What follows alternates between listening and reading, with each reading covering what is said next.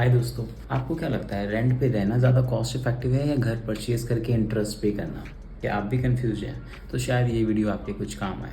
चलिए मान के चलते हैं कि आप रेंट 30,000 रुपये पर मंथ बेसिस पे पे करते हैं तो आपकी एनुअल रेंट 3,60,000 रुपये हो जाती है। और ये भी मान लेते हैं कि उस प्रॉपर्टी की वैल्यू 1.5 करोड़ के आसपास है। तो क्या हम कह सकते हैं एनुअल यील्ड जो कि annual rent divided by market value of property होती है वो 2.5% है। इसको हम कहते हैं रेंटल यील्ड। नाउ अगर हम ये सोचते हैं कि अगर आपका वो 1.5 करोड़ बैंक्स में डिपॉजिट होता है, राइट, हम मान के चलते हैं उसको एफडी में तो हम डिपॉजिट कराएंगे ही।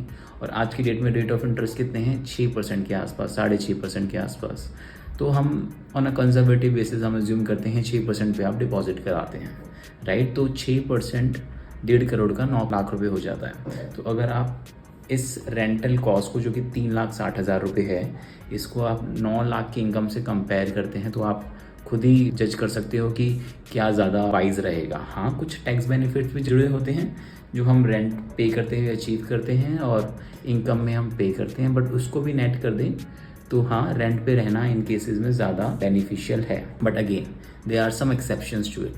फॉर एग्जाम्पल, अगर घर परचेज करने के पॉइंट ऑफ व्यू से लोगों की सेंटिमेंटल वैल्यू जुड़ी होती है तो हाँ, उस केस में लोग घर परचेज करते ही हैं, चाहे वो कॉस्ट बेनिफिट एनालिसिस के पॉइंट ऑफ व्यू से सही हो या ना हो, राइट।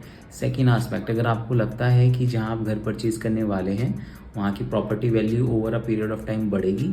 वाई? बिकॉज वहाँ पे कमर्शियल कॉम्प्लेक्स आ रहे हैं, मेट्रो आ रही है या ग्रोथ हो रही है, जो भी XYZ रीज़न है, तो आप डेफिनेटली ये सोच सकते हैं कि हाँ, मैं उस एरिया में घर परचेज कर लूँगा from the market appreciation point of view. But again अगर हम इन अ नॉर्मल केस ये सोचते हैं कि rental yield is less than deposit rates जो कि यूजुअली होती है, तो इतना बर्डन लेके कभी ना चले कि घर परचेज करना बहुत ज़रूरी है। तो कॉस्ट बेनिफिट एनालिसिस हमेशा यूज़ कीजिए। आई होप ये वीडियो आपके लिए बहुत हेल्पफुल रहा हो। ऐसे ही वीडियो की जानकारी के लिए keep following us. Thank you guys, bye bye.